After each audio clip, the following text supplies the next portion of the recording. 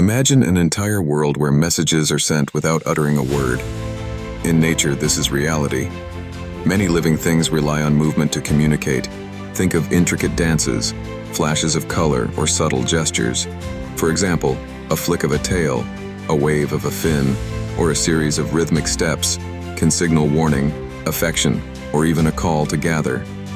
These silent signals are often more reliable than sound, traveling through dense forests or murky waters where voices might not carry. The language of movement is a fascinating, universal code that connects life across the planet.